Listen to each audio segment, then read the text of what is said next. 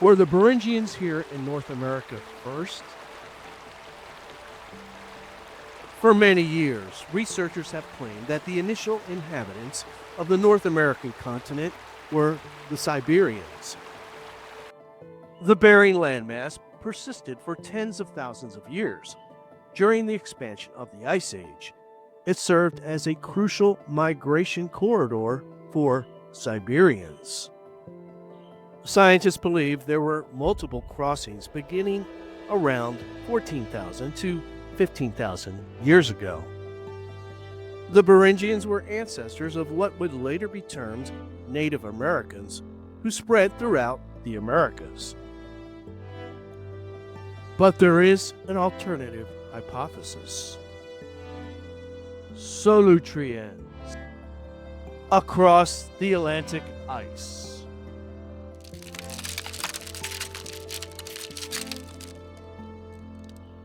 For over 3 decades, a small cadre of pioneering archaeologists has argued that Europeans may have reached North America as early as 23,000 years ago.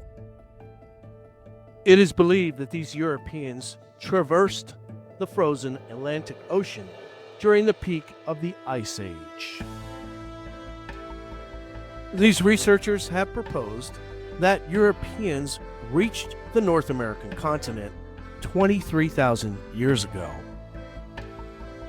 Yet these maverick scientists have faced fierce resistance from the academic establishment, where entrenched paradigms and institutional gatekeeping have worked to dismiss or marginalize their findings. The first Flint Knappers, Europe's Solutrean legacy. The name Solutrean comes from a small village in France, Solutrean. Bonjour, bienvenue à Téléperson. Nous parlons français dans cette vidéo. Je suis très heureux de faire votre connaissance. Allons-y encore. The name Solutrean symbolizes a specific style of stone tool making, including an overshot of flaking technique that originated in the region. The technology is believed to have come from the Gravettians, though its roots may trace back as far as Cro-Magnon populations 65,000 to 70,000 years ago.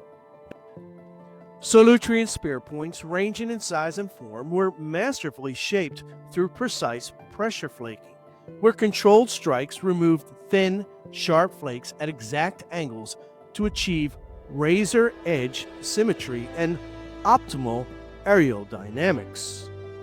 Quote, Solutrean spearpoints, some of the finest points of the Paleolithic, from southwest France, 25,000 to 19,000 years ago. End quote. James Dilley, YouTube Ancient Craftsman. Buried Solutrean spearpoints have been discovered at multiple locations on the East Coast, including Virginia, Pennsylvania, and South Carolina.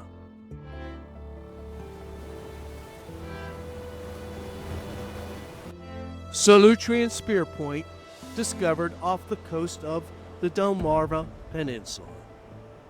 According to VirginiaPlaces.org, a scallop trawler dredged up a Solutrean biface spearpoint in 1974 off the Virginia coast, alongside a mastodon skull that was later dated to over 20,000 years ago. First Virginians were Europeans, VirginiaPlaces.org. The site dredged by the Cinmar was almost 50 feet underneath the rising waters of the Atlantic.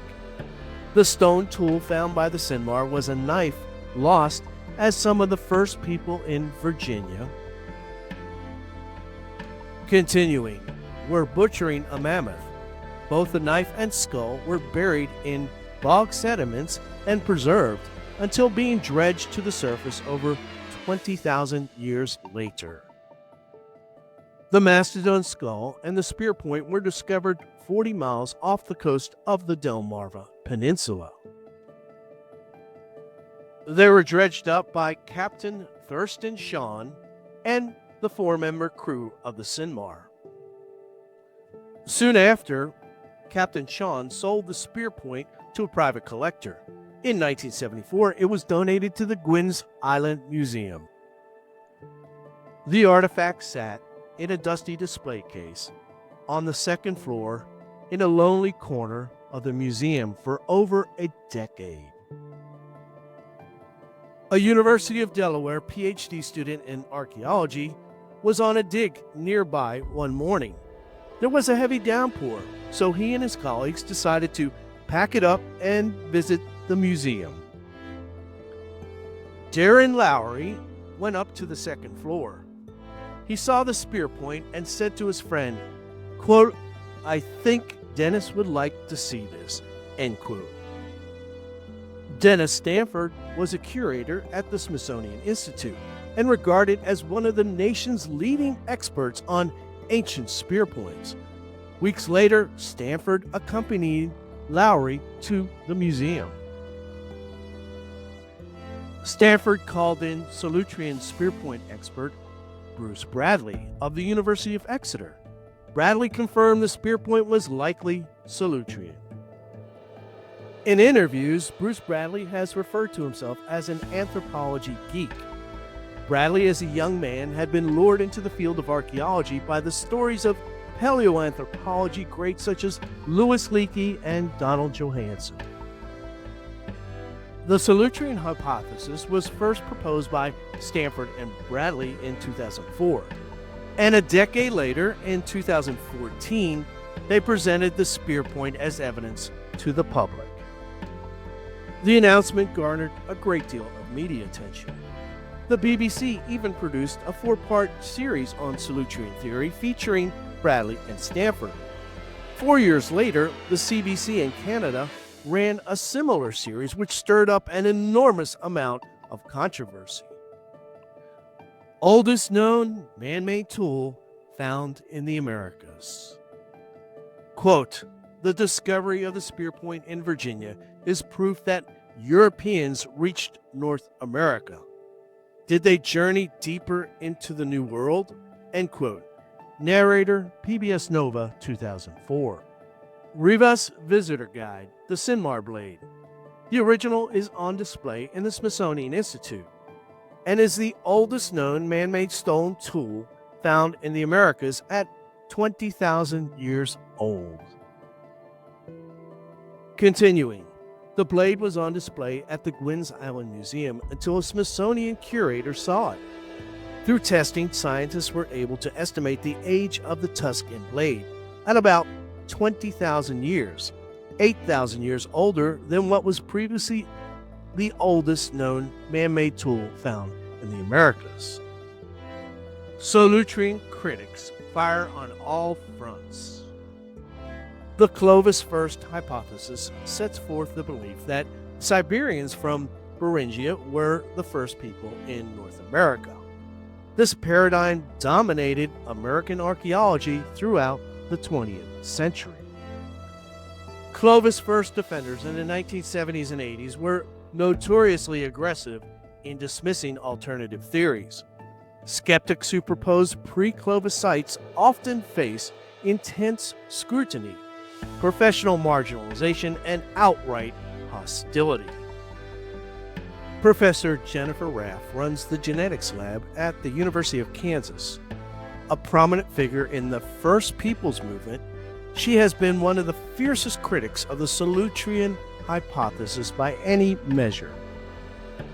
In a 2023 editorial ASU Media, Dr. Raff went after what she called attention-grabbing Netflix and online anthropology influencers.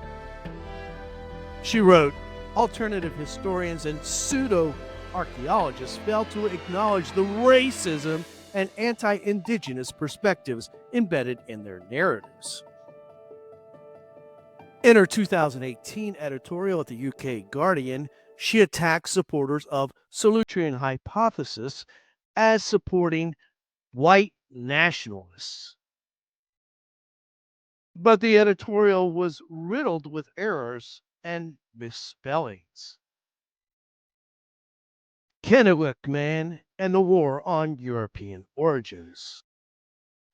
Disproving Kennewick Man's European origins and discrediting early anthropologists who argued in favor of them was a key element of the Solutrean skeptics' agenda. Kennewick Man was discovered on July 28, 1996, near the Columbia River in Kennewick, Washington. Two college students, Will Thomas and David Deasy, stumbled upon a skull while wading in the water. The remains were later analyzed by James Chatters, a forensic anthropologist, who declared the skull to be from a man of European origins. In the 1990s, many groups fiercely fought to keep Kennewick Man's DNA under wraps, fearing it might challenge entrenched migration theories. But mitochondrial tests revealed an affinity with haplogroup X2A. The X2A lineage is found in Native American Beringian populations in North America. However, it has distant ties to northern Eurasia, including regions as far west as Finland and Scotland. Although the legal battle ultimately favored genetic evidence linking Kennewick Man to Native American ancestry, the physical evidence remains undeniable. His cranial morphology was distinct. Even the harshest critics of the European hypothesis acknowledge that his skull was an outlier among Native Americans. From the 2015 PMC paper, which confirmed earlier studies that Kennewick Man has certain European-like morphological traits.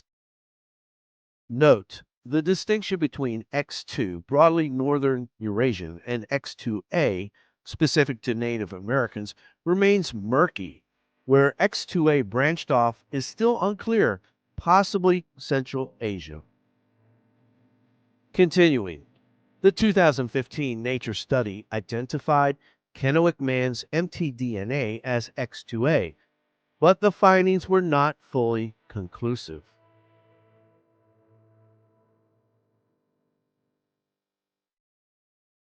Solutrean DNA, the evidence still to come.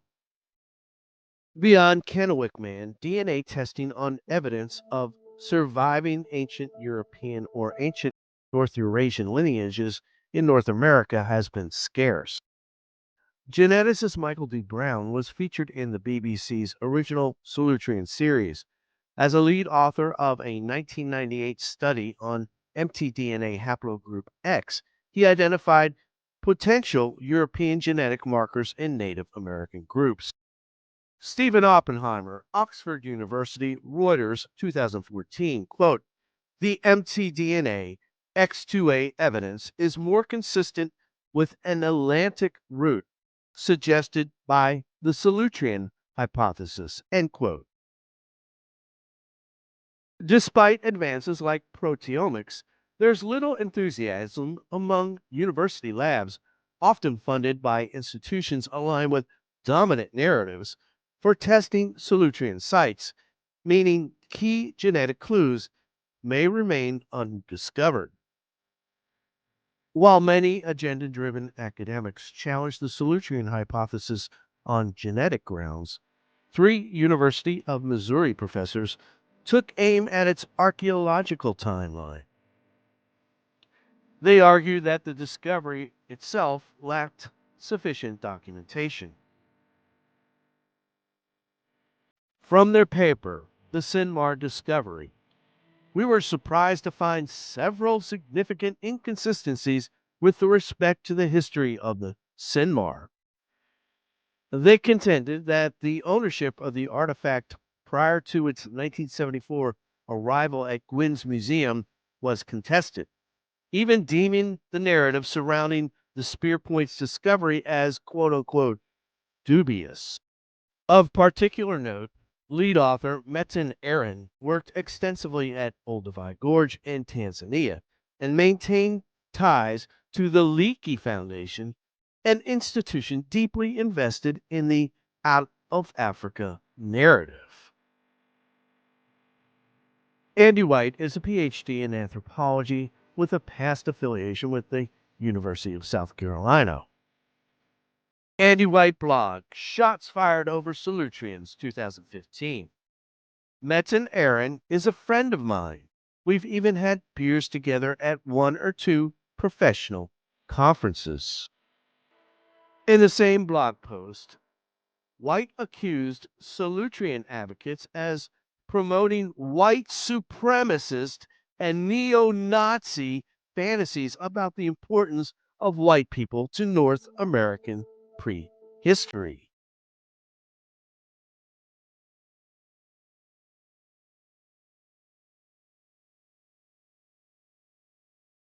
Solutrean advocates hit back. Dennis Stanford was a tireless champion of the Solutrean hypothesis, racing from conference to conference at a feverish pace, delivering lectures, fielding questions, and pushing back against the entrenched opposition. Stanford died abruptly in 2019.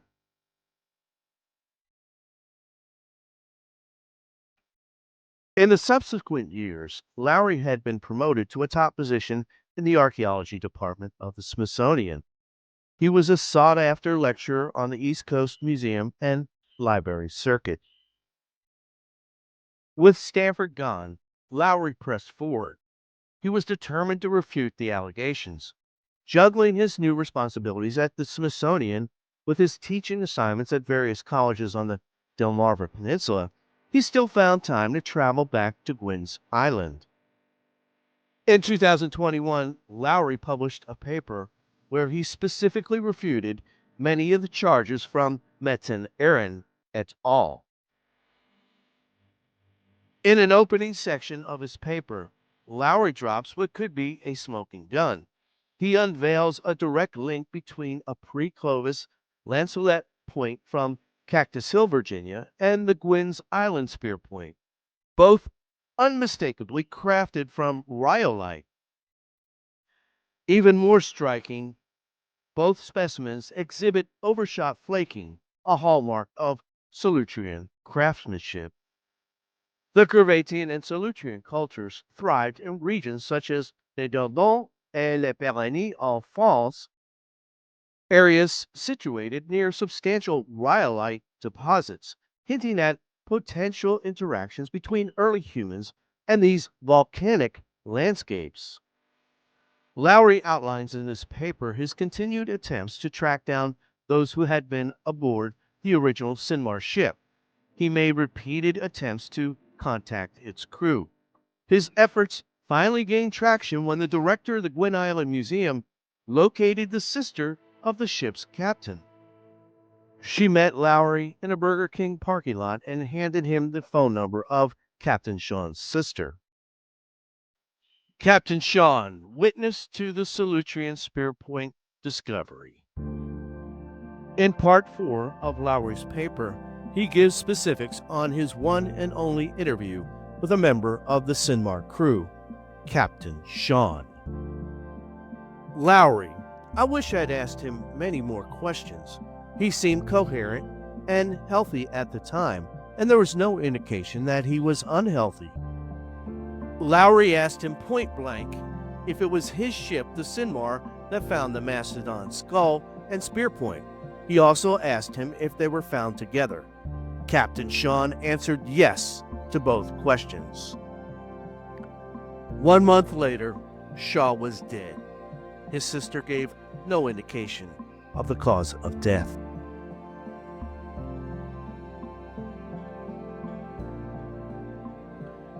Evidence continues to grow. Europeans, the first people of North America. Since the early 2000s, the Solutrean hypothesis has faced intense skepticism and at times outright dismissal from mainstream academics. Yet recent discoveries from Texas to New Mexico to the Yukon have steadily reshaped the debate, adding weight to the case for an early European presence in North America. Texas. Quote, when the boys in Texas start finding artifacts older than Clovis, heads start a-turning. End quote. Kenneth Garrett, National Geographic photographer, Texas Historical Foundation. At the Gulch site northwest of Austin, researchers from Texas A&M and TSU have unearthed a game-changing discovery. stone tools that predate Clovis by at least 3,000 years, rewriting the timeline of early habitation in North America. Archaeology.org 2019. Archaeologists have found stone tools including projectile points and blades dating to 20,000 years ago, thousands of years before any Clovis sites.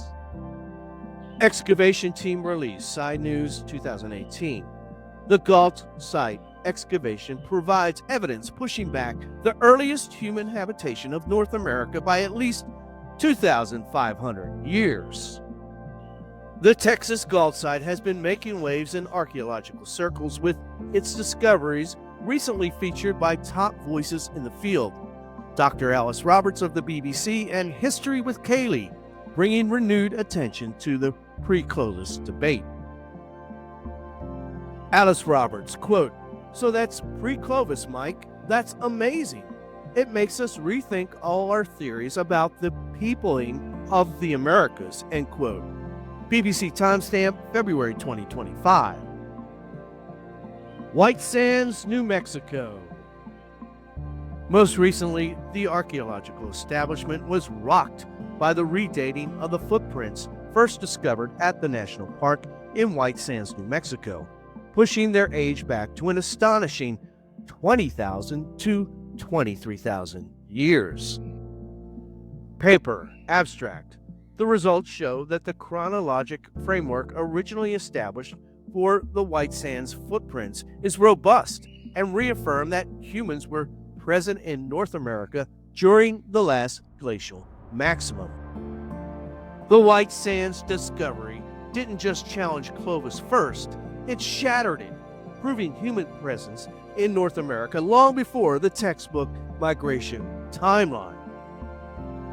The redating of the White Sands footprints left many Clovis-First loyalists stammering and scrambling for a plausible rebuttal.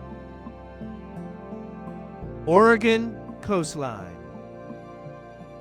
At Rimrock Draw Rock Shelter in Oregon, Dr. Patrick O'Grady and his team have uncovered stone tools alongside extinct mammal remains, pushing human occupation in the region back to at least 18,000 years ago.